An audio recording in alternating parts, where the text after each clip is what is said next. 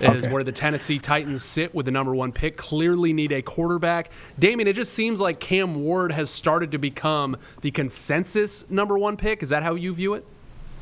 Yes, sir. Yeah, he's my QB1. He's my top quarterback graded in this class, and I think it's the bevy of the combination of arm talent, accuracy, pre-snap, knowledge. The guy has that kind of veteran leadership at the line of scrimmage, calling plays, making checks, but also using his snap count and his cadence like a veteran NFL quarterback to make defenses get out of their disguised shells and show them what they're running. I think this guy has franchise potential, and the Tennessee Titans need a guy like this to run that offense and take them to that next level.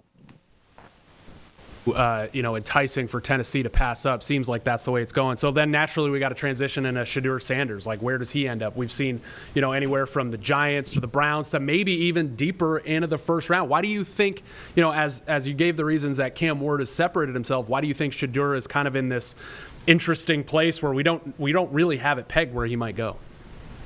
Yeah, I think it is a little bit muddied for Shedeur. I think for me, if I'm the Browns and I know I need to fix my quarterback room, I'm taking him, right? I think the Giants were a little weary that the Browns would take him, so they went and signed 2 veterans, and I think that's kind of where the situation is at this point. Some of it is like stuff that he really can't control. His dad's Deion, Sanders, Coach Prime over at Colorado.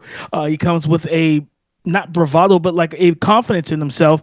And people feel like I've talked to some scouts that feel like, hey, yeah, it could be a little bit, not much of a circus, but almost in the sense of, well, they worry about the LeVar Ball, LaMelo Ball, Lonzo Ball situation. I was like, I don't think that Coach Prime, who just signed his extension, is going to be that heavily involved. He's got some recruiting to do over at Colorado. I think he's going to be more focused with that. But that, and then the fact of like Shedeur doesn't have the greatest tools, physical tools, and I think that's starting to play a part in it as well.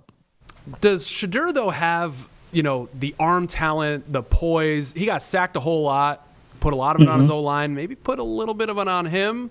I mean, he does have, that kind of pro mind, though, it seems, that high IQ, and what we saw from him at Colorado, and obviously just who his dad is. Absolutely. I mean, he's been mentored by Tom Brady, right? You go back to 2023, they played with Colorado State, a team that is one of their biggest rivals. And, it was a physical game, and it went down to the wire, went into overtime, and he led them on the 90-plus yard drive to take it to overtime, and then eventually win, if I remember correctly, that it went into overtime. He has that clutch kind of gene in him. But as you said, like, it is some of the drifting in the pocket, holding the ball in the pocket.